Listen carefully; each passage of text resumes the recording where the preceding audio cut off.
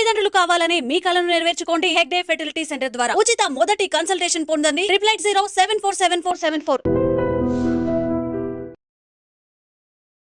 ఇప్పుడు ఇవాల్టి ఇంటర్వ్యూలో నేను మీకు పరిచయం చేయబోతున్న గెస్ట్కి సంబంధించి సనాతన ధర్మ రచయిత అని పిలిపించుకోవడంలో ఆయనకి సంతోషం ఉంది. ఇప్పటికే మీకు అర్థమై ఉంటుంది.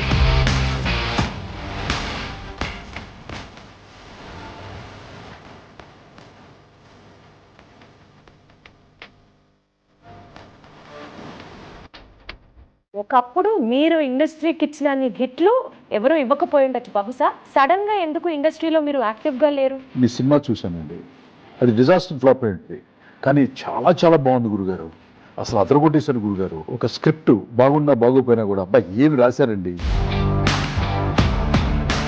ఇందిరా సినిమా మీదే, దానికంటే ముందు రిలీజ్ అయిన నరసింహనాయుడు కథ మీదే. ఈ రెండు సినిమాలు సీన్ టు సీన్ కంపేర్ చేస్తే చిన్నకృష్ణ గారు ఒకటేలా ఉంది కదా. అజ్ఞానంతో మాట్లాడే మాటలు కొంతమంది మాట్లాడవచ్చు, పాపం వాళ్ళని జ్ఞానవంతులు చేయటమే నా ఉద్దేశం. కాబట్టి ఇందిరా సినిమా తర్వాత నెక్స్ట్ ఏ హీరోకి రాస్తారా కదా అని అనుకుంటే, అప్పుడు ఇండస్ట్రీకి కొత్తగా పరిచయం అవుతున్నటువంటి అల్లు అర్జున్ గారికి మీరు కథ ఎందుకు రాయాల్సి వచ్చింది? చిరంజీవి గారి కానివ్వండి, రజనీకాంత్ గారికి కానివ్వండి, మీకు యావరేజ్ అయినా కూడా డబ్బు ఒక 60% వచ్చేస్తుంది. ఫ్లాప్ అయితే మినిమం 40% వస్తుంది. ఒక కొత్త హీరోని పోర్ట్రేట్ చేయడం అంటే, రాఘవేంద్రరావు గారు ఆయన నాతో ఏమన్నారంటే, నా వందో సినిమా నాకు చాలా నర్వస్గా ఉంది అని ముగ్గురు హీరోలతో కథ చేయమని నన్ను అడిగారు. శ్రీ చిరంజీవి గారు, శ్రీ వెంకటేష్ గారు, శ్రీ నాగార్జున గారు. ఆ టైటిలే త్రివేణి సంగమం. ఇండస్ట్రీలో అండి రెండు కాంపౌండ్స్ అంటారు, ఒకటి మెగా కాంపౌండ్, ఒకటి నందమూరి గారి కాంపౌండ్. మీకు ఏ కాంపౌండ్ చాలా ఫేమస్, మీకు ఇష్టం? మీరు ఏ కాంపౌండ్ మనిషి? దాదాపు 20 సంవత్సరాలు తన విశ్వరూపంతో యావత్ భారతదేశంలోనే డాన్స్ కానీ ఫైట్స్ కానీ అద్భుతంగా చేయగలడని హిందీ హీరోలు అమితాబ్ బచ్చన్ గారు, గోవిందా గారు, తమిళనాడు కానీ, కేరళ కానీ, కర్ణాటక కానీ కొన్ని కోట్ల రూపాయల రేంజ్కి తెలుగు చలనచిత్ర పరిశ్రమ తీసుకున్నటువంటి అఖిరానందన్ గారు కూడా టాలీవుడ్లో లాంచ్ కాబోతున్నారు. సో డెఫినెట్లీ ఆయన కథ కూడా మీరే సిద్ధం చేస్తారు అని ఒక ప్రచారం నడుస్తోంది. మళ్ళీ సేమ్ సనాతన ధర్మం బ్యాక్ డ్రాప్లోనే. ఇది వాస్తవమా కాదా? ఆ బాబు ఇంట్రొడక్షన్ అనేది చిన్న విషయం కాదు కదా. ఇప్పుడు మిగతా హీరోలందరూ 100 కోట్లు చేరడానికి 10 ఏళ్ళు 20 ఏళ్ళు పడితే, అబ్బాయి స్టార్టింగ్ బిజినెస్ నాకు తెలిసి ఒక 200-300 కోట్ల రూపాయలతో స్టార్ట్ అవుతుంది ఓపెనింగ్.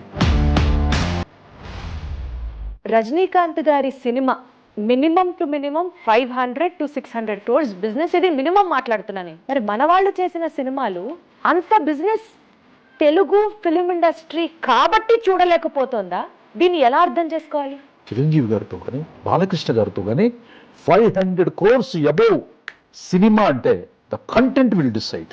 ఒక్కసారి మళ్ళీ అవకాశం ఇస్తే చేస్తాను. సనాతన ధర్మం యుద్ధం చేయబోతుందో త్వరలో. అబ్బా, ఆ యుద్ధం ఎలా ఉంటుందో, ఆ బ్యాటిల్ ఎలా ఉంటుందో.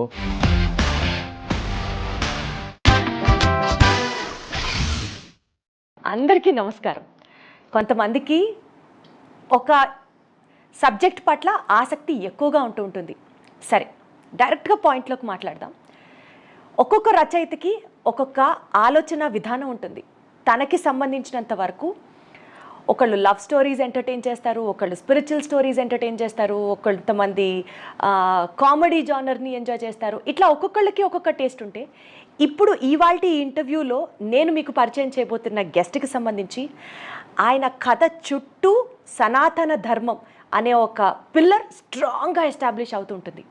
ఇలా చెప్పడం కన్నా కూడా ఆయన ఆలోచన విధానాలే సనాతన ధర్మాన్ని బేస్ అయ్యి దాని చుట్టూ తిరుగుతూ ఉంటాయి. ఇంకాస్త డీటెయిల్డ్గా చెప్పాలంటే సనాతన ధర్మ రచయిత అని పిలిపించుకోవడంలో ఆయనకి సంతోషం ఉంది. ఇప్పటికే మీకు అర్థమై ఉంటుంది.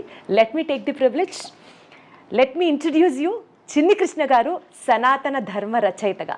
నమస్తే చిన్ని కృష్ణ గారు. నమస్తే అమ్మా. ఎలా ఉన్నారు? Good.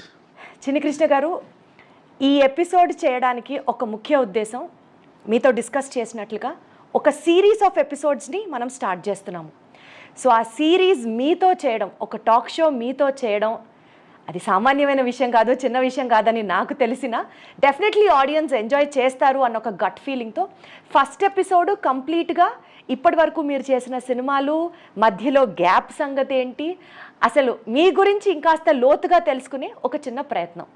So to start with sir, ఒకప్పుడు మీరు ఇండస్ట్రీకి ఇచ్చినన్ని హిట్లు అసలు దాని గురించి అదొక ఎగ్జాగరేటెడ్ వర్షన్లా చెప్పొచ్చు, ఎవరు ఇవ్వకపోయి ఉండొచ్చు బహుశా.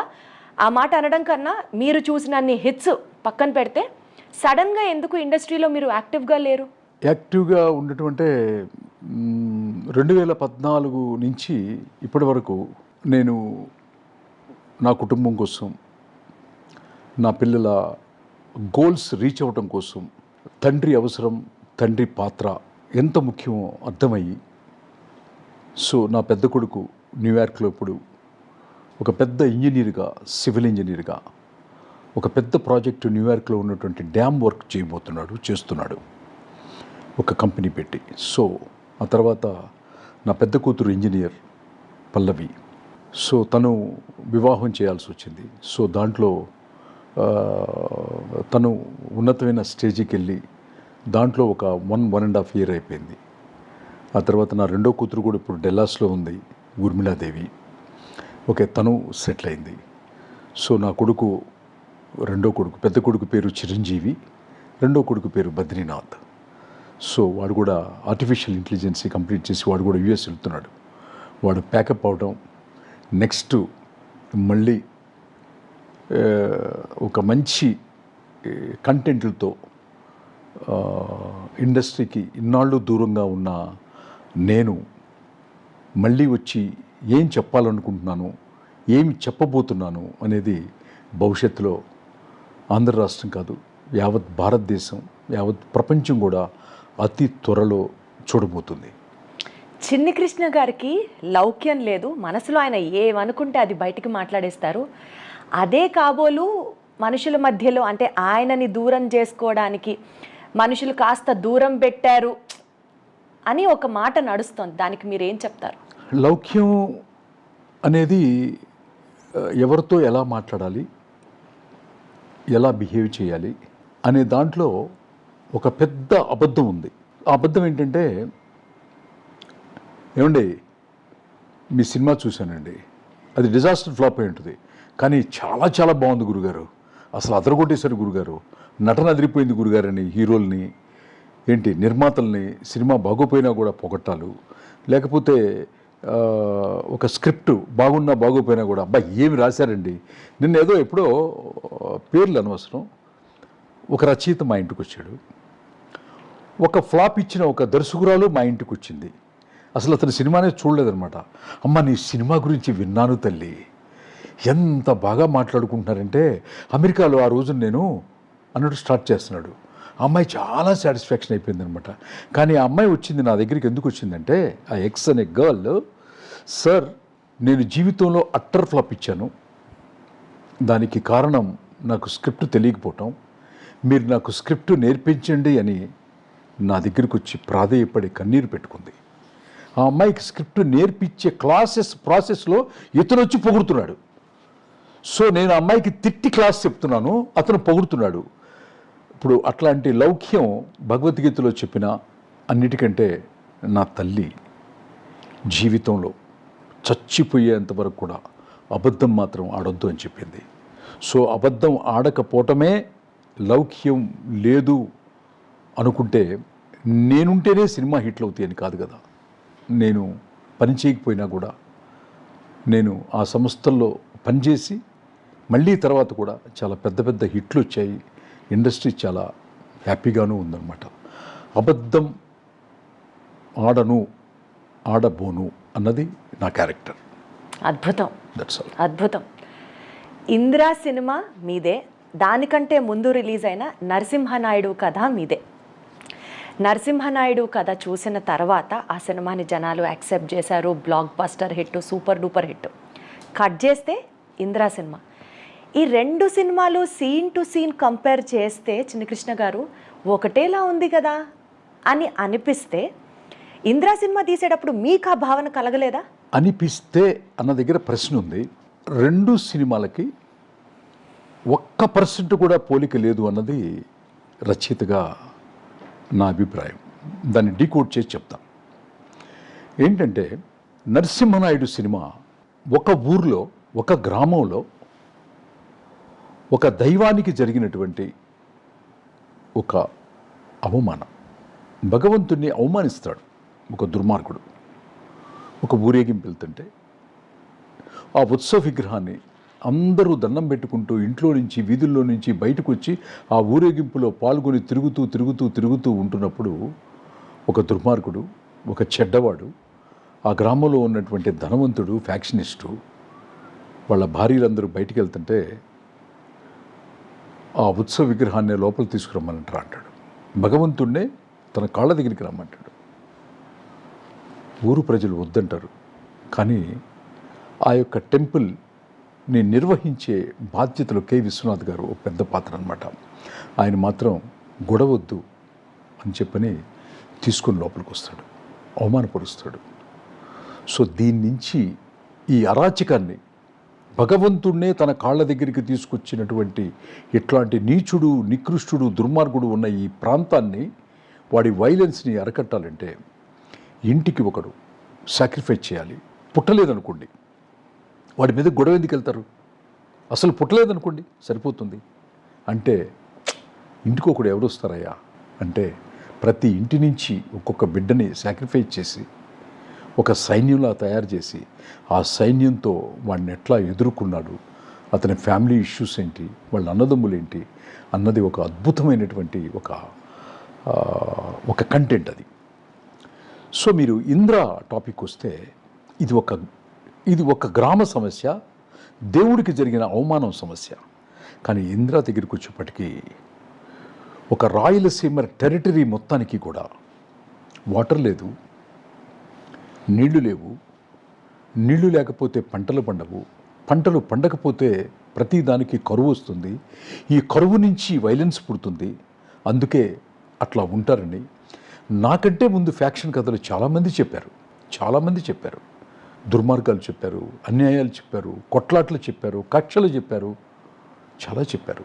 కానీ ఇందిరా సినిమాలో, ఇందిరా కథలో నేను చెప్పింది ఏంటంటే ఒక ప్రాంతం సస్యశ్యామలంగా ఉండాలి అంటే ఒక డ్యామ్ కట్టాలి. ఆ డ్యామ్కి ఒక స్థలం కావాలి. ఇప్పుడు పోలవరం ప్రాజెక్టు కంప్లీట్ అయిపోతే ఏం జరుగుతుందో ఈ విశ్వానికే తెలుసు. అట్లా ఒక డ్యామ్ కంప్లీట్ అయితే కనుక ఆ ప్రాంతం సస్యశ్యామలంగా ఉంటుంది. ఆ సస్యశ్యామలంగా ఉంటే ప్రజలు సంతోషంగా ఉంటారు, ఆనందంగా ఉంటారు.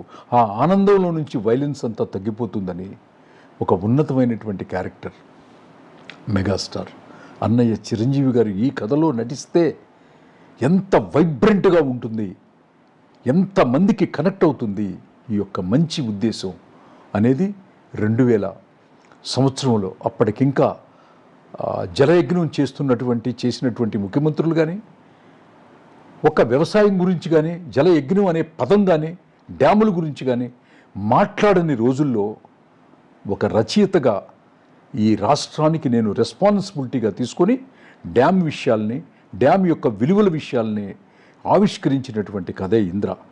ఇప్పుడు చెప్పు మా దీప్తి, నరసింహనాయుడికి ఇంద్రకి కథలో కానీ ఎక్కడైనా పోలికున్నదా? జరిగిన కథని తిప్పి చెప్తాం కాబట్టి ఒకప్పుడు ఇలా జరిగింది అని ప్రజెంట్లో ఓపెన్ చేస్తాం కాబట్టి అనుకుంటారు. సో అజ్ఞానంతో మాట్లాడే మాటలు కొంతమంది మాట్లాడవచ్చు. పాపం వాళ్ళని జ్ఞానవంతులు చేయటమే నా ఉద్దేశం. కాబట్టి ఇది తప్పకుండా ఈ ఆలోచన ఉన్న వాళ్ళని చూసి వాళ్ళు రియలైజ్ అవుతారు ఒకే కథ కాదు అని చెప్పని. ఎందుకంటే తెలియదు కదా, ప్యాటర్న్ అలా ఉండబట్టి అనుకుంటారు. పాపం వాళ్ళ తప్పు కదా అది. అందుకోసం విడమర్చి చెప్పినప్పుడు వాళ్ళకి నాలెడ్జ్ ఇంప్రూవ్ అవుతుంది. అది ఇంద్రా సినిమా తర్వాత అసలు back to back block buster సినిమాలు ఇచ్చిన మీకు నెక్స్ట్ ఏ హీరోకి రాస్తారా కథ అని అనుకుంటే అప్పుడు ఇండస్ట్రీకి కొత్తగా పరిచయం అవుతున్నటువంటి అల్లు అర్జున్ గారికి మీరు కథ ఎందుకు రాయాల్సి వచ్చింది? అల్లు అర్జున్ గారికి మొట్టమొదటి సినిమా రాసే అవకాశం నాకు రావటం అనేది నేను చాలా అదృష్టంగా భావిస్తాను. ఎందుకంటే ఒక ఎస్టాబ్లిష్ అయినటువంటి హీరోతో వర్క్ చేయటము, అప్పుడే స్క్రీన్కి పరిచయం అవుతున్న హీరోని మనం కథ రాయటం అనేది మీరు చూస్తూ ఉంటారు. పెద్ద హీరోల సినిమాలు నందమూరి బాలకృష్ణ గారి కానివ్వండి, చిరంజీవి గారి కానివ్వండి, రజనీకాంత్ గారి కానివ్వండి, మీకు యావరేజ్ అయినా కూడా డబ్బు ఒక 60% వచ్చేస్తుంది. ఫ్లాప్ అయితే మినిమం 40% వస్తుంది. సో జీరో ఉండదు. కానీ ఒక కొత్త హీరోని పోర్ట్రేట్ చేయటం అంటే అది పూర్తిగా కథ బాగుంటేనే చూస్తారు, లేకపోతే చూడరు. మినిమం గ్యారంటీ కూడా ఉండదు అని నాకు ఛాలెంజ్గా తీసుకొని, మీ పర్సనల్ ఛాలెంజ్ అది. నా ఇన్నర్ ఛాలెంజ్గా తీసుకొని నాకు తోడుగా నేను తెచ్చుకున్నటువంటి ఒక అత్యంత విలువైనటువంటి సనాతన ధర్మం, ఈ భూమండలానికే తల్లి అయినటువంటి గంగమ్మ తల్లిని లోపలికి తీసుకొచ్చుకొని ఆ తల్లితో ప్రయాణిస్తూ ఆ తల్లి పేరే టైటిల్ పెట్టుకొని ఆ తల్లి ఈ విశ్వాన్నే కాపాడే రక్షకురాలుగా, కాబట్టి ఆ కథలో హీరోయిన్కి వాటర్ వల్ల ప్రాబ్లం ఉంటుందన్నమాట. సో వాటర్కి అధిపతి, గొప్పది, పవిత్రమైనది అని మనం మాట్లాడుకునేది గంగమ్మ తల్లి అయినప్పుడు ఆ గంగమ్మ తల్లి ప్రాణాలు తీయదు, ప్రాణాలు పోస్తుంది, ప్రాణాలని నిలబెడుతుంది, మనుషుల్ని కాపాడుతుంది. మనుషుల్నే కాదు, యావత్ ప్రపంచాన్ని కాదు, ఈ భూమండలాన్నే కాపాడేదే ఆ గంగమ్మ తల్లి అని చెప్పినటువంటి ఆ కథ, ఆ గంగా తీర్థాన్ని ప్రతి థియేటర్లోకి తీసుకెళ్ళి ఇవ్వటానికి సహకరించినటువంటి నిర్మాత శ్రీ అల్లు అరవింద్ గారు, శ్రీ అశ్విని దత్ గారు, దాన్ని దర్శకత్వం వహించినటువంటి రాఘవేంద్రరావు గారు, నిజంగా దాంట్లో నటించినటువంటి ముఖ్యంగా అల్లు అర్జున్ గారు అద్భుతమైనటువంటి పెర్ఫార్మెన్స్తో తన తొలి చిత్రం అది అవ్వటం నాకు భాగ్యంగాను, నాకు వరంగాను, నాకు అన్నిటికంటే ముఖ్యంగా ఏంటంటే గంగమ్మ తల్లిని ఆంధ్రప్రదేశ్కి తీసుకొచ్చి థియేటర్కి తీసుకొచ్చావన్న సాటిస్ఫాక్షన్. అల్లు అర్జున్ మొట్టమొదటి సినిమా అప్పట్లో థియేటర్లో అందరికీ కూడా మొదటి రోజున ఆ గంగమ్మ తల్లి తీర్థాన్ని కూడా మీరు ఇచ్చారు. కూడా తీసుకురావటం అనేది ఈ జన్మకి నాకు ఉండే తీపి జ్ఞాపకాల్లో చాలా ముఖ్యమైనటువంటి జ్ఞాపకం అది. అల్లు అర్జున్ హీరోగా ఇంట్రొడ్యూస్ చేయటం అన్నో ఇది. ఇప్పుడు మీరు ఎవరి పేర్లు అయితే ప్రస్తావించారో ఒక్కొక్కళ్ళుగా వాళ్ళ గురించి మాట్లాడుకుంటూ, సినిమా పరంగా చూస్తే మీదేమో ఫుల్ మాస్, రాఘవేంద్రరావు గారిది దర్శకత్వంలో ఆయనకంటూ ఒక విభిన్నమైన శైలి ఆయనకుంది. ఈ మాస్ యాటిట్యూడ్ ఇన్ ద ఫిల్మ్ని ఆయన ఏ స్టైల్లో అడాప్ట్ చేసుకొని, గంగోత్రి చూస్తే తిరిగి మళ్ళీ ఇప్పుడు మీరు చెప్పినట్లుగా ఒక సాఫీగా, ఒక క్లాస్గా, ఒక హాయిగా వెళ్ళిపోయే ఒక కథ, డెఫినెట్లీ చాలా ఎమోషన్స్ దాని చుట్టూరా తిరిగినాయి. అంటే మీ స్టైల్ని ఆయన స్టైల్లో ఎలా అడాప్ట్ చేసుకొని సినిమా బయటకు వచ్చింది? ఒక్క మాటలో అడగాలంటే మీకు రాఘవేంద్రరావు గారికి ఉన్న ఆ చైన్ రిలేషన్ గురించి తెలుసుకోవాలనుకుంటున్నాం. అన్నిటికంటే ప్రధానంగా రాఘవేంద్రరావు గారు మా చిన్న వయసులో మేము చదువుకునేటప్పటి దగ్గర నుంచి కూడా ఆయన చాలా పెద్ద మాస్ డైరెక్టర్. ఆయన క్రియేట్ చేసిన చరిత్రలు ఒక పెద్ద పుస్తకం రాయొచ్చు. అట్లాంటి రాఘవేంద్రరావు గారు నన్ను 3 హీరోలతో కలిపి ఒక కథ రాయమని అడిగారు. యాక్చువల్గా అది మాట్లాడుకుంటూ పోతే చాలా టైం పడుతుంది. సో ఇప్పుడు గంగోత్రి వరకు చెప్పేస్తాను. అంత పెద్ద డైరెక్టరు తన 100వ సినిమాని పెండింగ్ పెట్టుకున్నారు. తన 100వ సినిమా చేయాలి. ఆయన నాతో ఏమన్నారంటే, తమిళ్లో ఒక డైరెక్టర్ గారి పేరు చెప్పారు, కేరళలో ఒక డైరెక్టర్ గారి పేరు చెప్పారు. వాళ్ళు కూడా 100వ సినిమా చేసిన వాళ్ళు. తెలుగులోనూ ఒక డైరెక్టర్ గారి పేరు చెప్పారు, 100వ సినిమా డైరెక్టర్లు చేసిన వాళ్ళు. సో వాళ్ళవి సరిగా ఆడలేదు చిన్ని కృష్ణ, చాలా పెద్ద ఫ్లాప్ అయినాయి. సో నాకు భయంగా ఉంది నా 100వ సినిమా, నాకు చాలా నర్వస్గా ఉంది అని 3 హీరోలతో కథ చేయమని నన్ను అడిగారు. శ్రీ చిరంజీవి గారు, శ్రీ వెంకటేష్ గారు, శ్రీ నాగార్జున గారు. చేసి చెప్పాను ఆయనకి. ఆ టైటిలే త్రివేణి సంగమం. అక్కడ కూడా మన సనాతన ధర్మం ఇప్పుడు మళ్ళీ కుంభమేళ జరిగిన ప్లేస్. 22 సంవత్సరాల క్రితం రాఘవేంద్రరావు గారు నాకు ఒక పెద్ద డబ్బు అడ్వాన్స్ ఇచ్చి ఈ మహాకుంభ గురించి ఆ రోజుల్లో నేను రాసినటువంటి కథే త్రివేణి సంగమం. చాలా బాగా నచ్చింది డైరెక్టర్ గారికి. అద్భుతం. ముగ్గురు హీరోలు కలయిక, ఇండివిజువల్ క్యారెక్టరైజేషన్స్, వాళ్ళ ముగ్గురు కలిసిన తర్వాత చేయబోయే పని అన్నీ చాలా బాగా నచ్చినాయి. అది ఎందుకో మిస్ఫైర్ అయింది. సో మిస్ఫైర్ అయినంత మాత్రాన ఆయన ఏమన్నారంటే నాతో, పర్వాలేదు చిన్ని కృష్ణ, నువ్వు నిమ్మకాయ మీద కథ రాయి, నేను తీసేస్తాను, నువ్వు దేని మీదైనా రాయి, నేను తీస్తాను అన్నారు.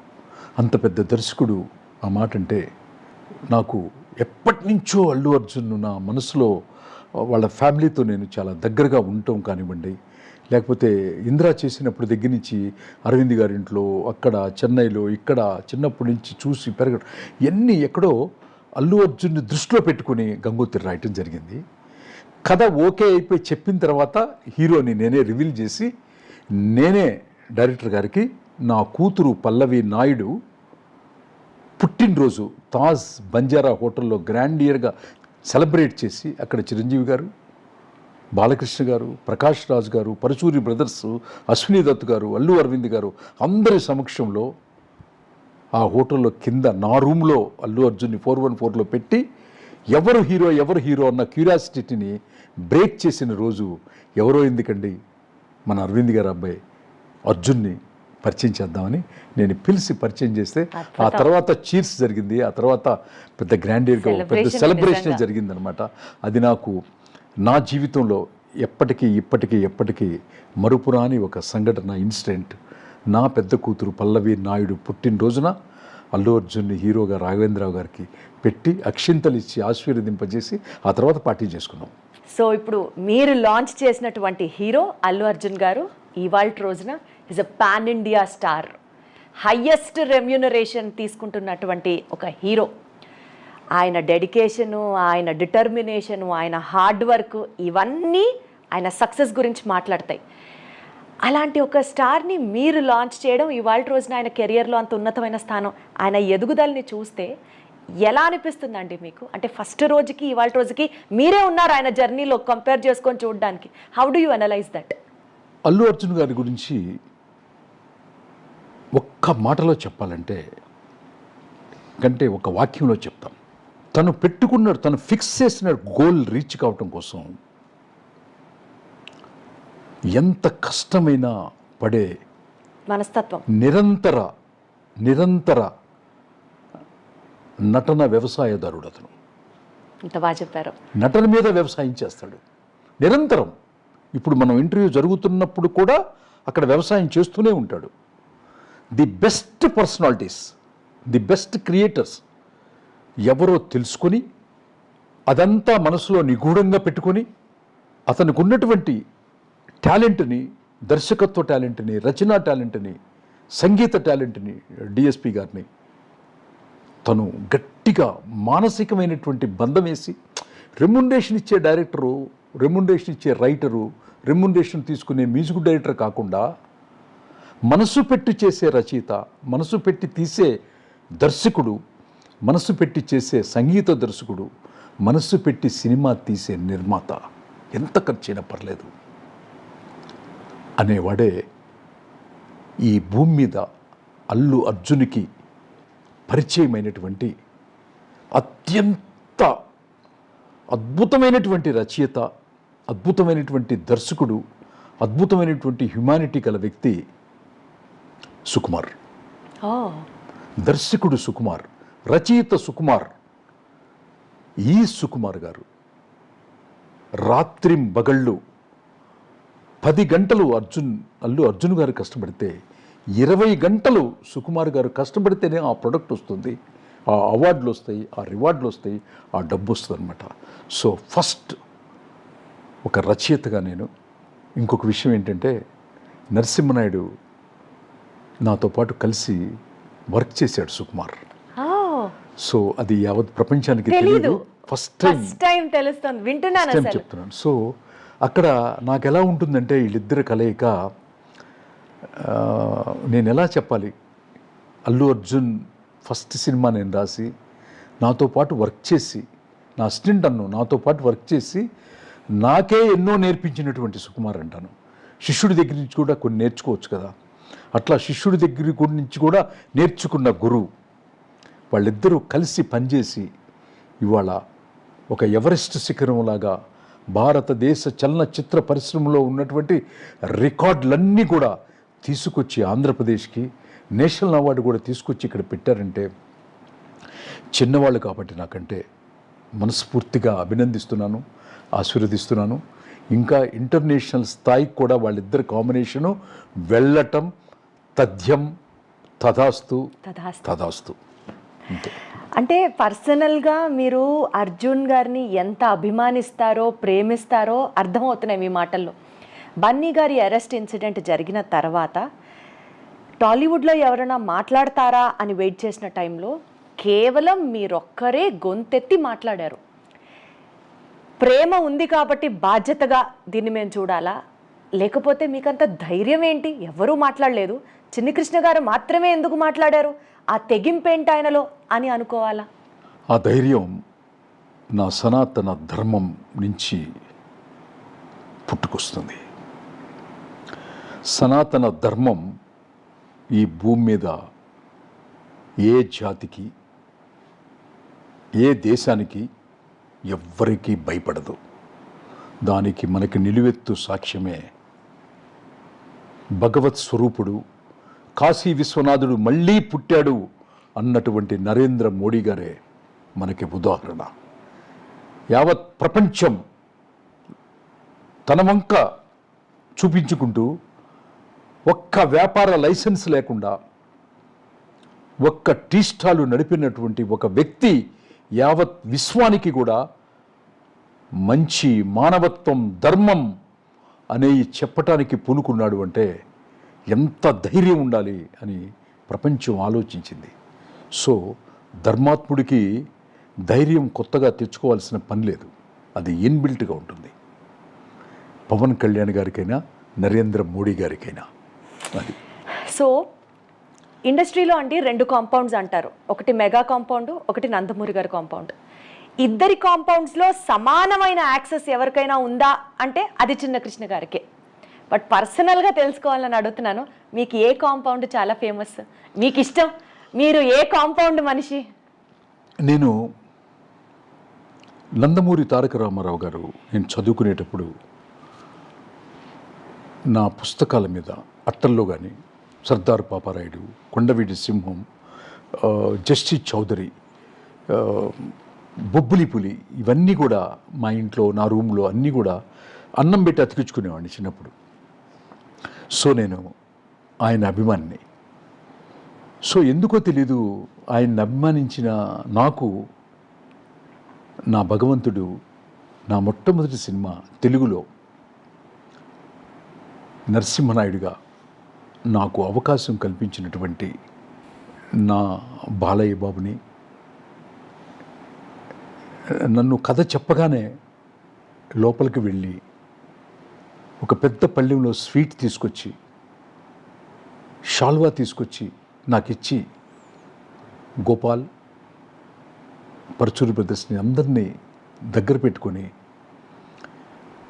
లక్ష్మీ నరసింహస్వామి భక్తుడిని గోపాల్. నేను చిన్నప్పటి నుంచి లక్ష్మీ నరసింహస్వామి స్తోత్రం చదువుకుంటూ పెరిగిన వాడిని.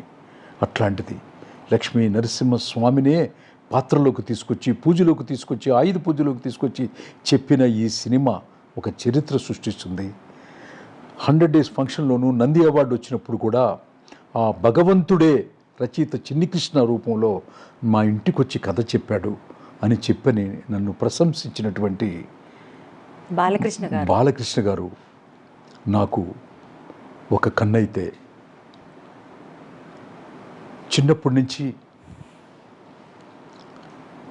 ప్రతి రోజు నిత్యం ఆంధ్ర రాష్ట్రం మొత్తాన్ని కూడా ఆయన కంట్రోల్లోకి తీసుకొని దాదాపు 20 సంవత్సరాలు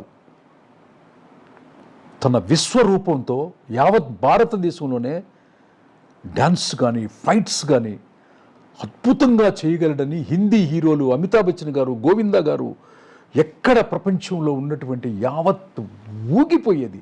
తమిళనాడు కానీ కేరళ కానీ కర్ణాటక కానీ కొన్ని కోట్ల రూపాయల రేంజ్కి తెలుగు చలనచిత్ర పరిశ్రమని తీసుకెళ్ళినటువంటి మెగాస్టార్ చిరంజీవి గారు.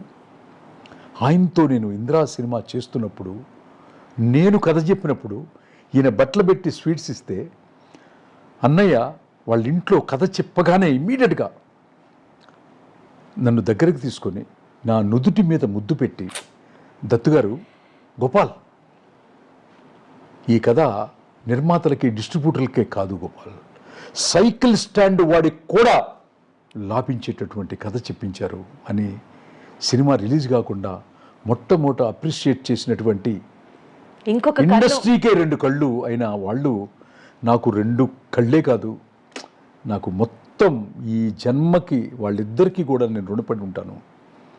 అంతే, దాని గురించి ఇక ఇది లేదు. ఇంకో జన్మంటూ ఉన్నా కూడా, లేకపోతే బ్యాలెన్స్ జన్మలో కూడా వాళ్ళిద్దరికీ ఇంకా గొప్ప కథలు రాసి ఇంకా గొప్ప నా ధర్మాన్ని శాశ్వతమైనటువంటి ముద్ర వేయాలని మనస్ఫూర్తిగా ఇంకా కోరుకుంటున్నా వ్యక్తిని. మనసులో ఉన్నది మనసులోంచి మాట్లాడడం అంటే మిమ్మల్ని చూసే నేర్చుకోవాలి చిన్ని కృష్ణ గారు. అందుకనే ఇంకా నా నెక్స్ట్ క్వశ్చన్, బాలకృష్ణ గారికి బి గోపాల్ గారు అంటారు, చిన్ని కృష్ణ ఏం చెప్తే అది గురు అంతే, ఆ మాట ఆయన చెప్తే చేసి తీరుతారంతే అన్న ఒక రిలేషన్ ఉంది అని. ఇంకా నెక్స్ట్ క్వశ్చన్ అది ఎలా అడగాలో అన్న కూడా నేనే విరమించేసుకుంటున్నాను. బికాజ్ మీ ఇద్దరికి ఉన్న ఆ రిలేషను, మిమ్మల్ని ప్రేమించే ప్రతి ఒక్కరికి మీతో ఉన్న ఆ రిలేషన్ ఎంత స్ట్రాంగ్గా ఉంటుందో అర్థమవుతుంది. అంతేగా, మీరు అభిమానించే వ్యక్తులు మిమ్మల్ని ప్రేమిస్తారు, మీరు ఏం చెప్పినా సరే గుండెల్లో పెట్టుకొని చూసుకుంటారు. నైస్. సో నెక్స్ట్ అండి, సనాతన ధర్మం ఈ పాయింట్ గురించి మీరు ఫోకస్ చేస్తున్న తీరు, అంటే సినిమాల గురించి మాట్లాడతాం. నేను ఇంట్రొడక్షన్లో ఇందాక అదే చెప్పాను, ఒక్కొక్క రచయితకి ఒక్కొక్క టేస్ట్ ఉంటుంది అని. సే ఫర్ ఎగ్జాంపుల్ గంగోత్రి సినిమాలో గంగమ్మని పాత్రలోకి తీసుకున్నారు, ఇంద్రా సినిమాలో కాశీ విశ్వేశ్వరుని పాత్రలోకి తీసుకున్నారు, లక్ష్మీ నరసింహనాయుడినే సాక్షాత్తు నరసింహనాయుడు సినిమాలో పాత్రగా చేశారు. సో ఎందుకు మీకు అంత ప్రేమ అనాలో, సనాతన ధర్మాన్ని మీరు మాత్రమే ప్రపంచానికి చూపించాలి అన్న తాపత్రయం అనాలో, లేకపోతే why is that so impactful on Chinni Krishna, so that అది మీరు సినిమా రూపేణ ప్రజల మీదకు రుద్దుతున్నారా అని కూడా ఒక్కొక్కసారి అనిపిస్తుంది. ఏం చెప్తారు? వెట్రిమారన్ గారని తమిళనాడులో ఒక డైరెక్టర్ గారు ఉన్నారు, నాకు చాలా ఇష్టం ఆయనంటే. ఆ తర్వాత తెలుగులో ఆర్ నారాయణమూర్తి గారు ఉన్నారు. పరుచూరి బ్రదర్స్ ఇనిషియల్ స్టేజ్లో ఉండే పరుచూరి గోపాలకృష్ణ గారి భుజం మీద ఇప్పటికీ కూడా ఎర్ర కండవా ఉంటుంది, ఎర్ర షాల్ ఉంటుందన్నమాట. వాళ్ళ డిఎన్ఏలో కమ్యూనిజం భావాలు ఉంటాయి. వెట్రిమారన్ గారు కూడా దళిత్తు ఈ భారతదేశంలో పడుతున్నటువంటి కష్టాలని చాలా చక్కగా పోర్ట్రేట్ చేస్తారు. ఆయన కూడా నాకు ఫేవరెట్ డైరెక్టర్, మేము రెగ్యులర్గా మాట్లాడుకుంటూ ఉంటాం. గోపాలకృష్ణ గారితో నేను వర్క్ చేశాను, అన్నయ్య గారితో నా కథలకి మాటలు రాశారు. చాలా సినిమాలకి ఆయన మాటలు రాశారు, 2 సినిమాలు. అట్లా ఒక్కొక్క రైటర్కి ఒక్కొక్క డైరెక్టర్కి ఒక ఇష్టం ఉంటుందన్నమాట డిఎన్ఏలో. అట్లా నన్ను చాలామంది అడిగిన విషయం, పూజారులు కానీ వాళ్ళు కానీ వీళ్ళు కానీ ఎక్కడికి వెళ్ళినా కూడా మీ సినిమాలంటే మాకు ఇష్టం అండి, మీ సినిమాలు ఏ గుడికి వెళ్ళినా కూడా అడుగుతారు. నాకు ఒక్కొక్కరికి ఒక డిఎన్ఏ ఉంటుందన్నమాట. సో ఒకళ్ళు ఉంటారు ఎక్కువ దేవుడు పుస్తకాలే చదువుతుంటారు, కొంతమంది ఉన్నారు డిటెక్టివ్లు చదువుతారు, కొంతమంది ఉన్నారు ప్రేమ కథలు చదువుతారు అనమాట, ఎద్దనపూడి సులోచనారాయణ గారు, కొంతమంది దెయ్యం కథలు చదువుతుంటారు, కొంతమంది అదే చెప్పాను నేను. కొంతమంది అంటే వాళ్ళ ఇష్టం అనమాట, ప్రేక్షకులు ఇష్టం, రాసే రచయితలు ఇష్టం. మా అమ్మగారు చిన్నప్పుడు నన్ను భారతదేశం మొత్తం, మా కుటుంబంలో వచ్చినటువంటి చిన్న కష్టానికి నా తల్లి భారతదేశంలో ఉన్నటువంటి అన్ని గుళ్ళకి తను తిరిగింది తన కష్టం తీరాలని, నన్ను తోడు తీసుకెళ్ళింది చిటుకు నీళ్ళు పట్టుకొని. నేను ఇప్పుడు కాశీ వెళ్ళినప్పుడు చిన్నప్పుడు అడిగాను అనమాట, చూసి ఆశ్చర్యపోయాను అనమాట, ఇంత దూరం కదా అది అని చెప్పని. నేను అప్పుడే అన్నాను, ఇది మన ఊర్లో ఎందుకు లేదని అని అడుగుండేవాడిని అనమాట.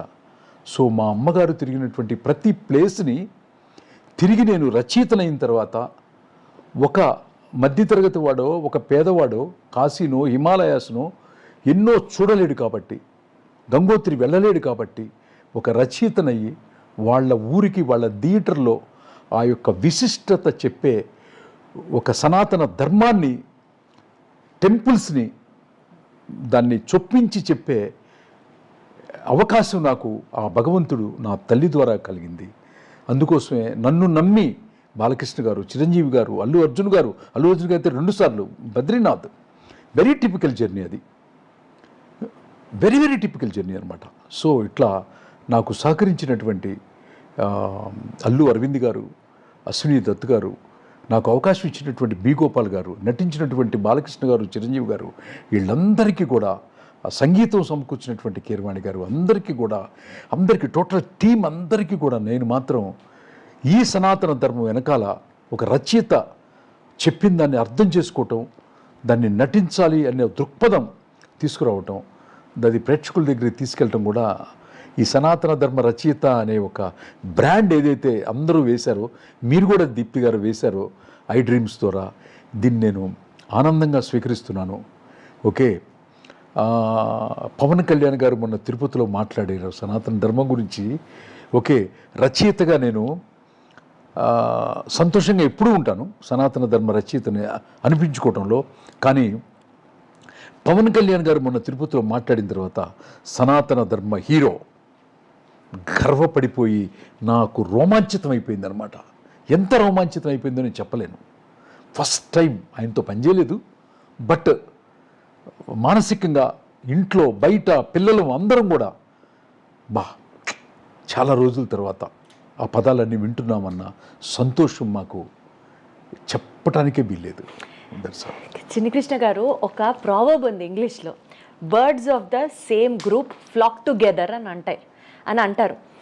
మీరు సనాతన ధర్మాన్ని విపరీతంగా అభిమానిస్తారు, ప్రేమిస్తారు, ప్రజల్లోకి తీసుకువెళ్ళాలి అని తాపత్రయపడతారు. మీరు చెప్పినట్లు మొన్న ఆ సభలో కూడా పవన్ కళ్యాణ్ గారు ఇదే సనాతన ధర్మం గురించి మాట్లాడారు. ఆ సనాతన ధర్మం పట్ల మీరిద్దరూ చూపిస్తున్న ఆ ప్రేమ ఎలా అనిపిస్తోందంటే, హకీరానందన్ గారు కూడా టాలీవుడ్లో లాంచ్ కాబోతున్నారు, సో డెఫినెట్లీ ఆయన కథ కూడా మీరే సిద్ధం చేస్తారు అని ఒక ప్రచారం నడుస్తోంది. మళ్ళీ సేమ్ సనాతన ధర్మం బ్యాక్డ్రాప్లోనే. ఇది వాస్తవమా కాదా? ఇప్పుడు అల్లు అర్జున్ గారిని నేను ఫస్ట్ ఇంట్రడ్యూస్ ఫిల్మ్ రాయటం జరిగింది. సో ఇది చాలామంది అడుగుతున్నారు నన్ను, మీలాగే మీరే రాస్తున్నారంట కదా అని. కొంచెం మా రఘురామకృష్ణరాజు గారు అడిగారు. సో ఆయన నాకు మంచి మిత్రుడు రఘురామకృష్ణరాజు గారు, ఆయన ఒకటి అడిగారు. చాలామంది ఇండస్ట్రీలో అడుగుతున్నారు, చాలామంది అడుగుతున్నారు అనమాట. సో అట్లాంటి ప్రపోజల్ ఏమన్నా పెద్దలు పవన్ కళ్యాణ్ గారు, ఇంకా చిరంజీవి గారు, ఎందుకంటే ఆ బాబు ఇంట్రొడక్షన్ అనేది చిన్న విషయం కాదు కదా, చిన్న విషయం కాదు. ఇప్పుడు మిగతా హీరోలందరూ 100 కోట్లు చేరడానికి 10 ఏళ్ళు 20 ఏళ్ళు పడితే, అబ్బాయి స్టార్టింగ్ బిజినెస్సే నాకు తెలిసి ఒక 200-300 కోట్ల రూపాయలతో స్టార్ట్ అవుద్ది ఓపెనింగ్. సో అట్లాంటి ఒక చేసే ఒక బాబు నెక్స్ట్ జనరేషన్ ఇంట్రొడ్యూస్ చేసేటప్పుడు వాళ్ళు తీసుకునే జాగ్రత్తలు, వాళ్ళు తీసుకునేటటువంటి ఒక పరీక్షలు, వాళ్ళు పెట్టే పరీక్షలు అన్నిట్లో కూడా నేను నెగ్గాలి కదా. సో ఆ అవకాశం వస్తే కనుక తప్పకుండా రాస్తాను. ఒకవేళ రాయటం కనుక జరిగితే, నేనే రాయటం కనుక జరిగితే నేనేం మాట్లాడను. ఇంకా అర్థం చేసుకునే వాళ్ళకి అర్థం చేసుకునే అంతే. సరే, మాస్ సినిమాలకి కేర్ ఆఫ్ అడ్రస్గా ఉండేటువంటి చిన్ని కృష్ణ గారు, మాస్ సినిమాలకి ఒక లెజెండరీ యాక్టర్గా మనం చూసేటువంటి జూనియర్ ఎన్టీఆర్ గారికి ఇప్పటి వరకు కథ ఎందుకు రాయలేదు? ఒకసారి ఒక 20 years బ్యాకే, ఒక 18 years బ్యాక్ అనుకుంటా, మీరు పదే పదే జూనియర్ ఎన్టీఆర్ అని అనకండి అమ్మా. ఎందుకంటే చిన్నవాడిగా ఉన్నప్పుడు పర్లేదు కదా, తను ఇవాళ ఈ ప్రపంచంలో ఒక రెస్పెక్టబుల్ హైలీ పెర్ఫార్మ్డ్ యాక్టర్. అతను ఏ పాత్ర ఇచ్చినా సరే తను ఆ పాత్రకి ప్రాణం పెట్టేసి కాదు, ఆ ప్రాణం పోసేసేసి ఆ పాత్రలోకి వెళ్ళిపోయి జీవించి క్లాప్స్ కొట్టించి ఏడిపించే ఒక ఉన్నతమైనటువంటి నటుడు కదా. అంతే, మనం జూనియర్ తీసేసి తారక రామారావు గారనే పిలుద్దాం. నేను మాత్రం అలాగే పిలుచుకుంటాను. నా తారక రామారావు గారికి ఒక్కసారి అవకాశం వచ్చింది, సెట్ అవ్వలేదమ్మా. ఎప్పుడు వచ్చినా కూడా అప్పుడు రావడం కంటే ఇప్పుడు రావడం బెటర్ అనుకుంటున్నాం. ఎందుకంటే ఇంకా ఒళ్ళు దగ్గర పెట్టుకొని అంత పెద్ద హీరో అయిపోయాడు కదా. ఆ పెద్ద హీరోకి ఒక పెద్ద కథతో మళ్ళీ పిలిస్తే వెళ్ళి రాయాలని నాకు ఉంది తల్లి. మీరు చిరంజీవి గారితో పనిచేశారు, బాలకృష్ణ గారితో పనిచేశారు. సౌత్లో లెజెండరీ యాక్టర్స్ అనంటే కళ్ళు మూసుకొని ఎవరన్నా చెప్పే పేర్లు రజనీకాంత్ గారు, చిరంజీవి గారు, బాలకృష్ణ గారు. ఇప్పుడు రజనీకాంత్ గారి cinema minimum 500 to 600 crores business, ఇది మినిమం మాట్లాడుతున్నా నేను. అంత ఈక్వల్ స్టార్డమ్ ఉన్న హీరోలు మనకి ఉన్నారు కదా, మరి మన వాళ్ళు చేసిన సినిమాలు నేను ఏదైతే లెజెండరీ స్టార్స్ అని మాట్లాడుతున్నానో అంత బిజినెస్ తెలుగు ఫిలిం ఇండస్ట్రీ కాబట్టి చూడలేకపోతుందా? దీన్ని ఎలా అర్థం చేసుకోవాలి? వెరీ గుడ్ క్వశ్చన్ దీప్తి గారు, మంచి క్వశ్చన్ వేశారు. ఏజ్ గ్రూప్ కొంచెం అటు ఇటు ఉన్నా కూడా ఈక్వల్ హీరోలు రజనీకాంత్ గారు, చిరంజీవి గారు, బాలకృష్ణ గారు, దాంట్లో ఎట్లాంటి సందేహం లేదు. కానీ ఆయన ఎందుకు 500 crores మినిమంలో ఎప్పుడు 400 to 500 crores ఉంటారు, ఇక్కడ ఎందుకు లేదనేది దానికి కారణం మాత్రం మనం డీకోడ్ చేస్తే కనుక, ఆ టాపిక్ని కనుక చాలా డీకోడ్ చేసి లోపలికి వెళ్ళి కనుక మనం కనుక ఎక్కువ అన్వేషణ చేస్తే మాత్రం ఒక రచయితగా నేను చెప్పేది ఏంటంటే టోటల్ రెస్పాన్సిబిలిటీ అక్కడ రజనీకాంత్ గారిది కాదు, ఇక్కడ చిరంజీవి గారిది కాదు, బాలకృష్ణ గారిది కాదు. నటించటంలో వాళ్ళు పరాకాష్ట, వాళ్ళకిచ్చిన పాత్రని వాళ్ళు 100% ఆవిష్కరిస్తారు. అది నరసింహనాయుడు కానీ, సింహ కానీ, లెజెండ్ కానీ, అఖండ కానీ, చిరంజీవి గారికి ఖైదీ కానీ, ఇంద్ర కానీ, ఘరానా ముగుడు కానీ, ఆయన వాట్ నాట్ ఠాగూర్ కానీ, వినాయక్ గారిది మొన్న వచ్చినటువంటి ఖైదీ నెంబర్ 150 కానీ ఎప్పుడు ఎక్కడ ఆవిష్కరించలేదు. నాట్యాల్లో ఆవిష్కరించలేదా, డైలాగుల్లో చేయలేదా, లేకపోతే యాక్షన్ సీక్వెన్స్లో చేయలేదా? ఎట్టి పరిస్థితుల్లో టాప్ నెంబర్ 1గా చేసే హీరోలు ఇద్దరు కూడా, చిరంజీవి గారు, బాలకృష్ణ గారు ఎక్కడ 0.01% కూడా తక్కువ కాదు. కానీ చేస్తున్న తప్పులు అంతా కూడా దీనికి కారణం దర్శకులు, రచయితలు. మనం ఇచ్చే కంటెంట్ ఎప్పుడు కూడా ఆ రేంజ్కి తీసుకెళ్ళిపోతుంది అనమాట. చిరంజీవి గారితో కానీ, బాలకృష్ణ గారితో కానీ 500 crores అబోవ్ సినిమా అంటే the content will decide, that's all. ఒక్కసారి మళ్ళీ అవకాశం వస్తే చేస్తాను. ఎవరు ఏంటో థియేటర్లో రెవెన్యూస్ వచ్చిన తర్వాత మాట్లాడుకుందాం. సనాతన ధర్మం హిట్ రూపంలో వస్తుంది. ఆ ధర్మం ఏం చేయబోతుందో ఇంకొక రౌండ్ వస్తే కానీ తెలుస్తుంది. బట్ 100% రచయితల తప్పు అంటాను, దర్శకులదే తప్పు అంటాను తప్పితే వాళ్ళ తప్పు మాత్రం 1% కూడా లేదు. అద్భుతమైనటువంటి నటులు, తెలుగు ఇండస్ట్రీ చేసుకునేటువంటి వరం, అదృష్టం అన్నమాట. కానీ కంటెంట్ ఇవ్వకపోవడం మాత్రం మా రచయితలది, మా దర్శకులదే ప్రధానమైన పాత్రని మాత్రం చెప్పగలను. ఒకప్పుడు మీరు ఇచ్చిన హిట్స్, మీరు చూసిన హిట్స్తో మాట్లాడితే, రిలేట్ చేసుకుంటే మీడియా హౌస్లు మీ నుంచి ఫోన్ల కోసం ఎదురు చూసేవి. ఇప్పుడు మీడియా హౌస్లు కాస్త ముభావంగా ప్రవర్తిస్తున్నాయి మీ పట్ల అని అంటే ఏం చెప్తారు? చిచ్చి అదే మీరు ఉండదమ్మా. చిచ్చి మీడియా హౌస్లన్నీ, నేను పనిచేసిన మీడియా హౌస్లు అసలు ఎప్పుడు మాట్లాడుకుంటుంటాం. ఇప్పుడు గీతా ఆర్ట్స్ దత్తు గారు ఈరోజు పొద్దున కూడా నాకు మెసేజ్ చేశారు, నేను కూడా మాట్లాడుకున్నాం. అదేం ఉండదు, దత్తు గారి పిల్లలు కానీ అట్లా ఏం ఉండదు. అన్నీ సెట్ అవ్వాలి. ఒక సినిమా అంటే సెట్ అవ్వాలి అన్నీ అనమాట. ఆ టైము, ఆ కాలము వచ్చినప్పుడు అన్నీ జరుగుతాయి. నేను చెప్పాను కదా, నేను నా పర్సనల్ పనుల వల్ల అమెరికాలోను, దుబాయ్లోను, మిగతా కొంచెం ఆఫ్రికాలోను నాకు పనులు ఉండటం వల్ల, నా కుటుంబ ఇది ఉండటం వల్ల ఇదే అనమాట. త్వరలోనే అన్నయ్యని కూడా కలవటం జరిగింది. సో ఒక 1 or 2 ప్రాజెక్ట్స్ ఈ 2025లోనే అనౌన్స్ అవుతాయి. అది ఒకప్పుడు అండి సినిమా హిట్ అవ్వాలి అంటే కథలో మంచి బలం ఉండాలి అని. ఒకప్పుడు అనమాకమ్మ, ఎప్పటికే. ఇప్పుడు కూడా నా నెక్స్ట్ సెంటెన్స్ అదే. ఇప్పుడు కథలో బలంతో పాటు బడ్జెట్లో కూడా బలం ఉండాలి. 400 కోట్లు, 500 కోట్లు. ఆ cinema face of the cinema ఎలా మారిపోతుందంటే, బాగా ఖర్చు పెట్టి చేసే సినిమాలని ఒక రకంగా జనాలు, సినిమా అంటే ప్రాబబిలీ ఇలా ఉంటేనే ఎక్కువ ఓన్ చేసుకుంటామేమో అన్న స్టేజ్కి కూడా వెళ్ళారు. That's a different trend all together. దీన్ని మీరు ఎలా చూస్తారు చిన్ని కృష్ణ గారు? దానికి ఒక మంచి ఉదాహరణ నాకు చాలా విజయేంద్ర ప్రసాద్ గారు అనే ఒక రచయిత మా కంటే ముందు ఆయన చాలా పెద్ద హిట్లు, ఆల్ టైమ్ రికార్డులు ఇచ్చారు. ఆయన అంటే నాకు చాలా గౌరవం. వాళ్ళ అబ్బాయి శ్రీ రాజమౌళి గారు, తను డైరెక్టర్ అయిన దగ్గర ఫస్ట్ ఫిలిం నుంచి కూడా నాకు పరిచయం. ఆ అబ్బాయి రాజమౌళి గారు ఒక్క ఫెయిల్యూర్ లేకుండా ఇంతవరకు ఇన్ని సినిమాలు దర్శకత్వం వహించినటువంటి ఏకైక దర్శకుడు ఈ జనరేషన్లో మాత్రం ఎంటైర్ ఇండియాలో ఓన్లీ రాజమౌళి గారు. ఎవరెస్ట్ శిఖరం పైన పీక్లో అట్లాగే అందరూ అంటారు, ఎక్కటం దిగటం కొరకే పెరుగుట విరుగుట కొరకే ఎక్కడం దిగాలి కదా అని దిగడు. ఎందుకు దిగడంటే వాళ్ళ నాన్నగారు రాసే స్క్రిప్ట్ని తను 100 times ఎన్హాన్స్ చేసి ఆ ఎవరెస్ట్ శిఖరం ఎక్కుతున్నాడు కదా, ఎక్కే పోర్చ్ ఒకటి ఉంటుంది కదా మీకు. ఎక్కే పోర్చ్ ఏంటి? రైట్ లెగ్గో లెఫ్ట్ లెగ్గో ముందో వెనకాలో ఉంటుంది, జెండా పాతారు, పాతినప్పుడు కూడా ఒక పోర్చుని ఉంటుంది. కానీ ఆయన పైకెక్కి ఏం చేశాడంటే ఒక మెడిటేషన్లో, ధ్యానంలో కూర్చున్నాడు ఆయన.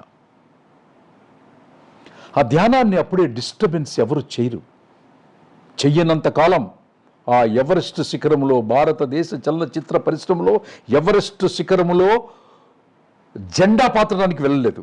జెండా పాతడానికి ఎక్కే వీళ్ళు పాతారు. కానీ ఎస్ఎస్ రాజమౌళి గారు, మా గురుతుల్యులు లాంటి ఒక విజేంద్ర ప్రసాద్ గారి కొడుకు అక్కడ మెడిటేషన్ చేస్తున్నాడు, అక్కడ ధ్యానంలో ఉన్నాడు.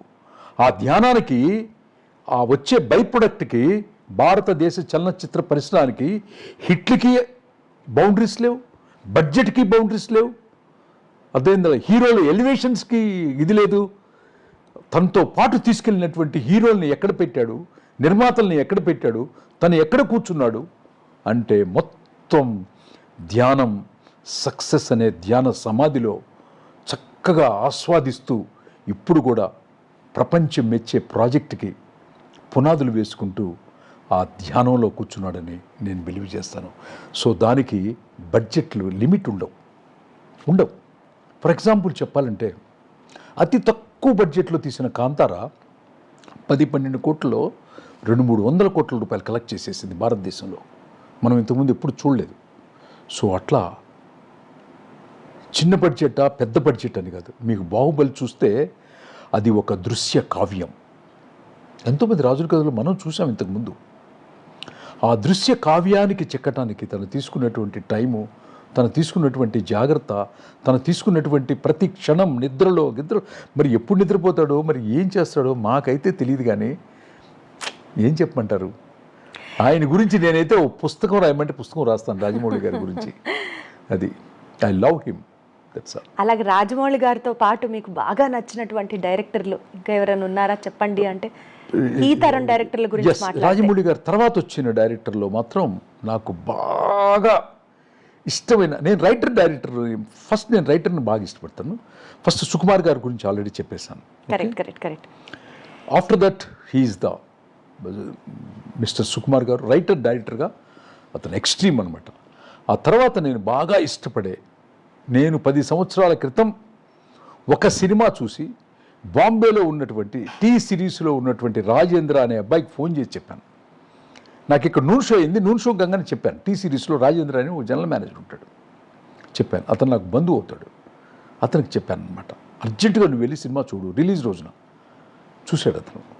అదే అర్జున్ రెడ్డి, అదే సందీప్ వంగ. సో ఆ అబ్బాయికి ఉన్నటువంటి పొటెన్షియాలిటీలో జస్ట్ ఒక టీజర్స్ చూశారు. ఒకటి అర్జున్ రెడ్డి, 2 యానిమల్. సోల్తో కథ రాయటంలో సుకుమార్ గారు అండ్ సందీప్ వంగారెడ్డి గారు నిష్ణాతులు. ఆత్మావిష్కరణ చేస్తారు కథలో.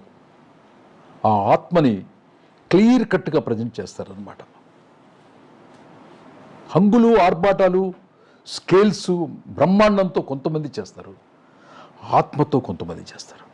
ఈ ఆత్మావిష్కరణతో చేసినటువంటి పుష్ప, ఆత్మావిష్కరణతో చేసినటువంటి కథ రాసినటువంటి అర్జున్ రెడ్డి అండ్ యానిమల్ ఎంత సెన్సేషన్ క్రియేట్ చేశారో మీరు చూశారు.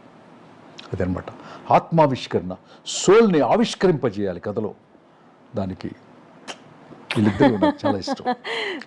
బాగా నచ్చిన సినిమా ఏంటి ఈ మధ్య కాలంలో రిలీజ్ అయిన వాటిలో? అన్డౌటెడ్లీ పుష్ప. అన్డౌటెడ్లీ పుష్ప. నేను 1.5 years బ్యాక్ చెప్పాను. అల్లు అర్జున్ గారికి నేషనల్ అవార్డు వచ్చినప్పుడు ఇంటర్వ్యూలో చెప్పాను అనమాట, దీని పార్ట్ 2 రాబోతుంది, ఇది భారతదేశంలో అన్ని రికార్డులని తిరగరాస్తుందని కూడా చెప్పాను. ఆ ఇంటర్వ్యూ మీరు చూడొచ్చు, నాది యూట్యూబ్లో ఉంది. నేను కంటెంట్ చెప్తే ఫోర్కాస్ట్ చేయగలను అనే నమ్మకం ఇప్పటి వరకు ఫెయిల్ కాలేదు. భవిష్యత్తులో చెప్పలేను. కానీ ఇంతవరకు ఎనీ ఫిల్మ్ నెక్స్ట్ మీరు ఏం ప్రాజెక్ట్స్ చేస్తున్నారు చిన్ని కృష్ణ గారు? అది టూ ఎర్లీ టు సే. నాతో డిస్కస్ చేస్తున్నటువంటి దర్శకులు, హీరోలు, వాళ్ళ నోటి నుంచి, నిర్మాతలు వాళ్ళ నోటి నుంచి వస్తే బాగుంటుంది. బట్ డెఫినెట్లీ పెద్ద ప్రాజెక్ట్స్ అని ఎక్స్పెక్ట్ చేస్తున్నాను. యా, నేను నాకు కూడా కాంపిటీషన్ ఉంటుంది కదా. నేను హ్యూమన్ బీయింగే కదా. నేను సనాతన ధర్మంలో ప్రయాణం చేసేవాడిని కదా. ఇప్పుడు రికార్డులన్నీ సనాతన ధర్మానికి ఏమి రాలా.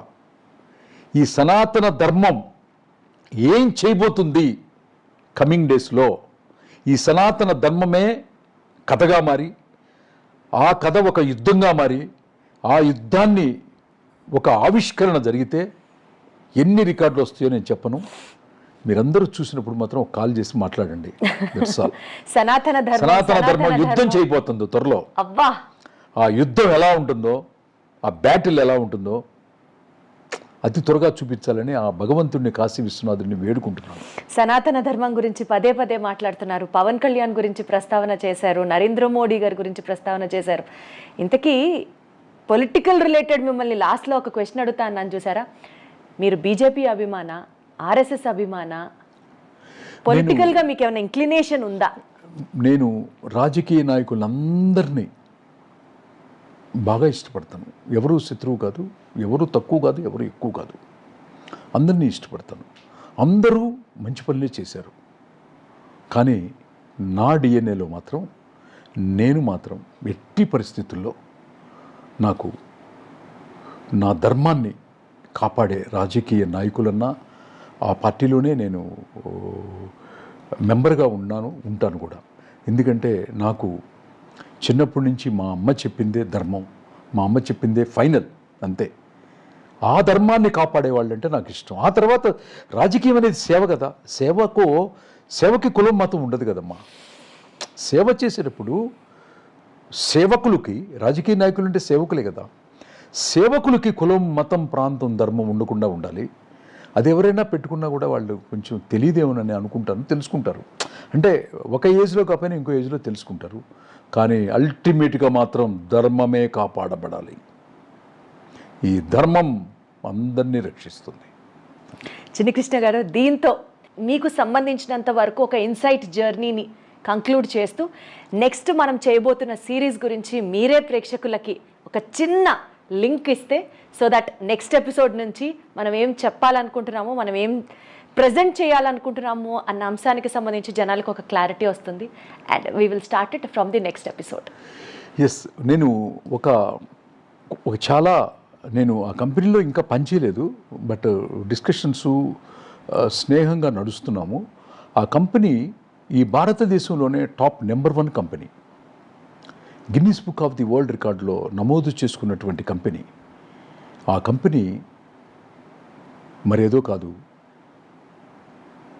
సురేష్ ప్రొడక్షన్స్, రామానాయుడు స్టూడియోస్ అధినేత సురేష్ బాబు గారు. సినిమా చూసి రామానాయుడు గారు నాకు అడ్వాన్స్ ఇచ్చారు.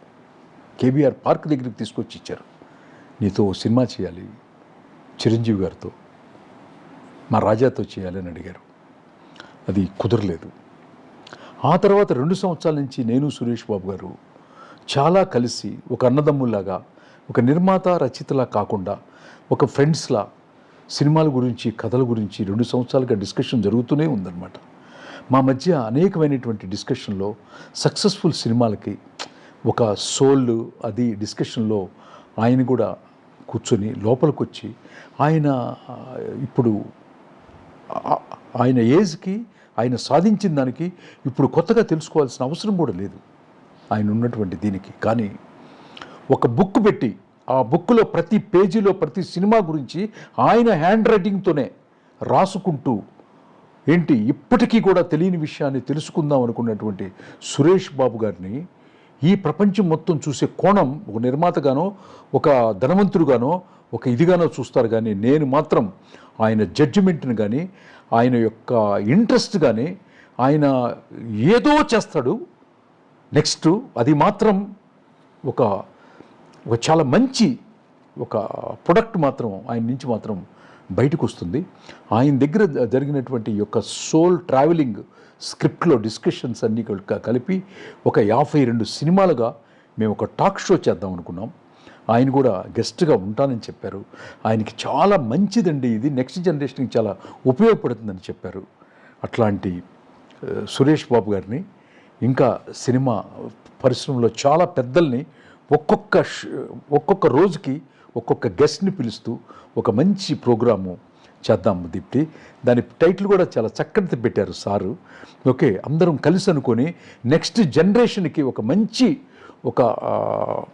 దాన్ని ఏమంటారు, మనకు తెలిసిన విషయాన్ని, వాళ్ళకి నచ్చకపోతే డస్ట్బిన్లో వేసుకోవచ్చు, బట్ నాకు వరకు తెలిసిన విషయాన్ని మాత్రం నేను చెప్పడానికి ఒక టాక్ షోకి ప్రిపేర్ అవుతున్నాను. అందరం కలిసి చేసుకొని ఆ నెక్స్ట్ కమింగ్ జనరేషన్కి ఉపయోగపడేటట్టు ఉంటే చాలనేది. దీనికి సురేష్ బాబు గారు, అన్నిటికంటే మా సురేష్ బాబు గారికి మనస్ఫూర్తిగా థ్యాంక్స్ ఎందుకు చెప్పుకుంటానంటే, ఈ మధ్యన డిసెంబర్ 25వ తారీఖున నా తల్లి చనిపోయింది. చనిపోయినప్పుడు పేపర్లో కూడా వచ్చింది, చిన్న కొడుకుని నేనే కర్మకాండలు చేయాలి.